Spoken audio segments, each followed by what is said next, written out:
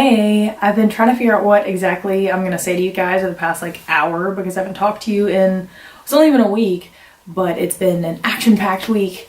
Well, weekend, and I will have a lot to catch you up on. So we will get started and I'll try to be as concise as possible. So hang in there with me, it's gonna be great because I had a great weekend.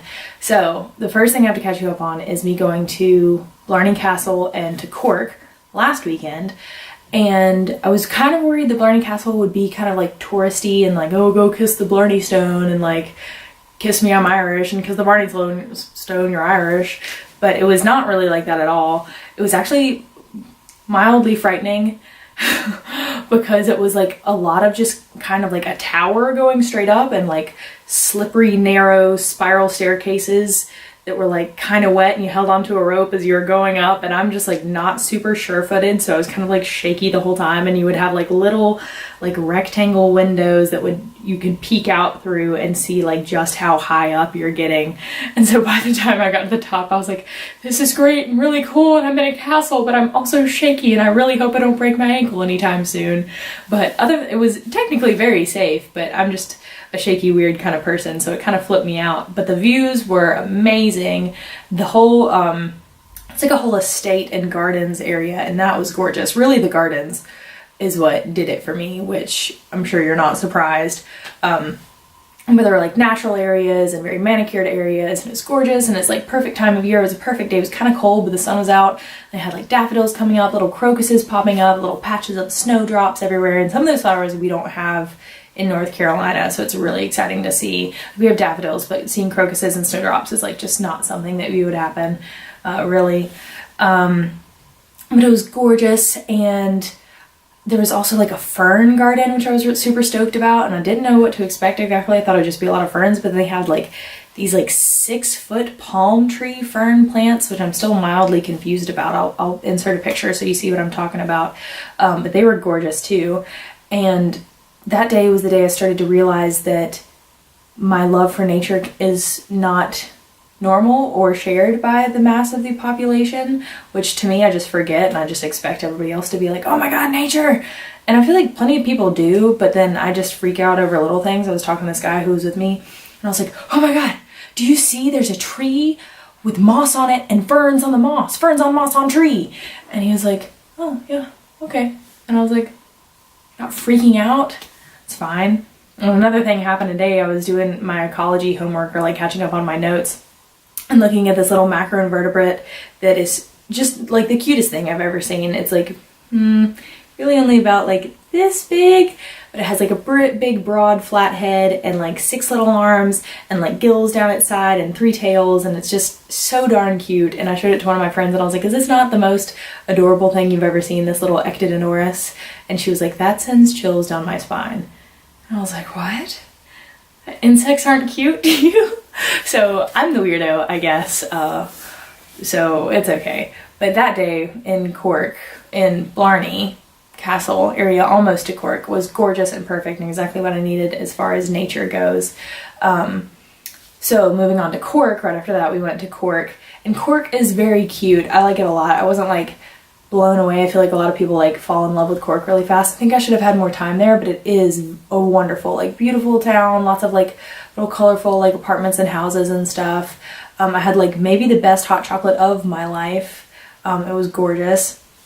And mostly what I did in Cork was just cathedral hop, which is something I love to do in cities.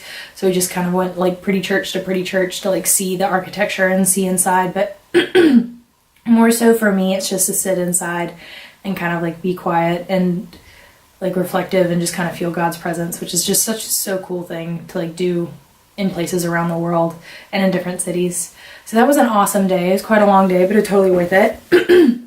And then that was Saturday, and then Sunday night was the Super Bowl, which I totally would not have really cared about if I were in the US. Maybe I would have passively watched it if I could find it. But I live with all Americans who are super into football, so we decided to go to the one sports bar in Limerick that was showing the Super Bowl. And it was super fun, actually, and it was exceptionally an adventure, because it was a 10 to 11 p.m. to 3:30 like event. So we went and did super American things, and I had a beer and a burger and like hung out with not necessarily just Americans, but I learned a lot about football and watched it, and it was apparently a really terrible game. But I had a good time. I met a bunch of people, made new friends, so that was totally worth it. And just quite the adventure, and something that I did on a Sunday night. But it's good because I don't have class until 5 on Mondays, so that was fine. So yes, that was kind of that like weekend chunk.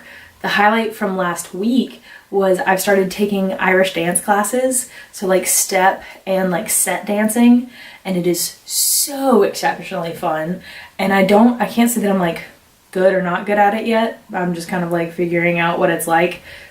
It's a lot like contra dancing, if you've ever seen that, or like partner dancing, plus lots of like skipping step things, and hopefully like some like clogging aspects will come into it. But it is super upbeat, super high energy, and super fun. I love it. I've said super like 16,000 times, but it is really just super. I love it. Another highlight from last week was ecology again. We got to identify all these little macroinvertebrates, as I have said, are the cutest things in the world. It's just like these little creatures that live in rivers, and you can tell whether by their presence whether they indicate like a good river or a bad river as far as pollution goes. And that was super fun. And I don't like my ecology teacher as far as a lecturer goes, but in class and lab, he is like super nice and adorable and super helpful. So I'm hoping maybe I can become friends with him as well as my sheep teacher. And who knows where that will go, but they're super awesome and nice, and that's great. Okay, so the big bulk of what I want to say in this video is this last weekend. I just got back yesterday or last night from Belfast in Northern Ireland, and I loved it. Belfast was so cool. It was gorgeous. There's something called the Cathedral Quarter that just has a bunch of like restaurants and pubs that were awesome. There were several outdoor, like I heard a bunch of live music. I went to this pub called Kelly's or Kelly's Cellars, and it's over 300 years old, and it's where like certain like Irish rebels met, like on and off throughout the Irish history. I don't recall if it was like, there's been multiple rebellions, probably for all three. Like the one in the end of the 1700s, 1916, and then like during the Troubles and stuff. That was super cool. And then there were several like outdoor pubs that had great live music. One called the Dirty Onion and one called the Thirsty Goat. So I loved both of those. And maybe I already just said, but they were outdoor pubs. So that was fun, but not for the week, because we were there on like the first night we got there, and the sky just like fell apart, and we were like hanging on by a thread, but it was awesome and it was worth it.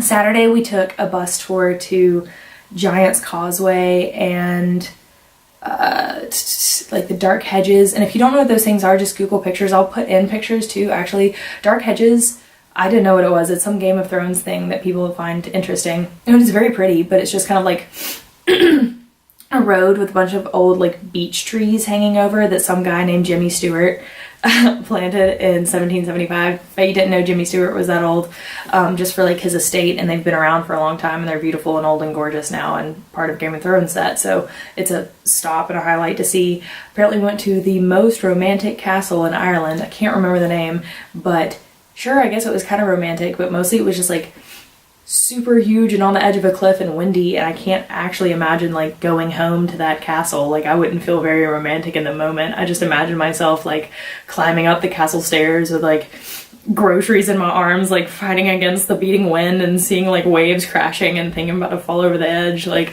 sure, romantic. It was pretty. I think I put myself in the moment too much. Like I could not live here. I couldn't live in this castle. And the last thing we saw was Giant's Causeway, which is like an old geological formation where like lava flowed down, and because of like wind and right being on the North Atlantic Ocean and like the cool air and stuff, like slowly cooled into all of these like hexagonal columns of maybe basalt. And it's gorgeous because now, like, because of like just natural earth movements and stuff, all the columns and plus erosion have like gone at like different heights, and I'll put in beautiful pictures of that. And the waves, it's just so rugged. Like the waves hit the shore so hard that sea foam will just like fly up and like spiral into the air. So that is pretty magical. It was gorgeous to be there, and it was just another good like day to see like nature that I wouldn't normally get to see. So Ireland, Wild Ireland has some gorgeous stuff. What else did we do in Belfast? Just hung out, went to a lot of pubs, and the last day we were there, we spent a lot of time at the Ulster Museum, which was really awesome. It was a cool museum because they had history, nature, and art. So just like every awesome aspect that you could learn about. But the history like to me, and I feel like oddly enough, over the nature, like it impacted me the most, just learning about the troubles between the Irish and the Protestants and Unionists and rebels as to who wanted to stay a part of the Republic of Ireland, or really who wanted to join the Republic of Ireland and who wanted to stay part of the like UK Union, because it's so recent. It's really not that long ago at all. And I've talked to several of my teachers that like remember it as a part of like their college years. And then what's scary is like with Brexit, those kind of feelings and tensions might start bubbling back up, because right now it's a soft border. I went over, took a bus, did not really need my passport at all. We just went straight into like Northern Ireland from Republic of Ireland, no big deal. But with Brexit, it might become a hard border and like start having like passport checks and stuff like that. And it can really probably rile some people up. There was a car bombing only like 3 or 4 weeks ago. So not to get super somber on you, but it is kind of like a pressing issue, and it's weird. It just, even just like reading about the history and looking at the memorabilia like made my heart beat fast, and I was like, this is still like a major issue. So it's just kind of like felt as really part of the culture, because sometimes I would talk to people in a pub and they'd be like, oh, you're from Limerick? Oh, you're from like the free Ireland, you're from the free part, which I can't speak that that's like everyone feels that way. I don't really know all the different perspectives, but those are a couple. It just seems like it's still a present vibe. Yes, sorry, I don't want to end on that like really somber tone, but super interesting. I'm sure I'm super safe here down in Limerick. Like a lot of people don't even know like Limerick, where's Limerick? But I think Limerick is super cute. I really like it a lot. I went to a coffee shop called the Stormy Teacup today, and it was very adorable, and there's just a lot of really cute like hidden gem aspects of Limerick. I like that it's kind of a smaller city. I think I only have a couple funny things to end on. Just Irish things. They offer chips, and by chips I mean fries, with literally everything. Like the other day I got lasagna and they're like, do you want chips with that? And I was like, what? And my friend got a burrito and they're like, do you want chips with that? And they're like, what? And then you do, and you eat like fries or chips with everything. No big deal. It's just part of life, I guess. They get pizza with chips and just everything. Yeah, I think that's all the main points. Hopefully this was not too long of a droning on video, but you're all caught up, and I don't think I have 2 set plans for this coming weekend. It's only Monday right now. Don't really know what this week's gonna be like. Hopefully it's chill, I'm good with that. However, I think potentially I might actually have tickets to like a real rugby game, not like to a pub, like to like maybe a Munster rugby game, which would be so cool. What? That'd be awesome. I gotta learn the rules first though, so I'm not just like floundering. So I'll let you know if that pulls through or not. Yeah, thanks for watching. Lots of love. Hope things are going great. Bye.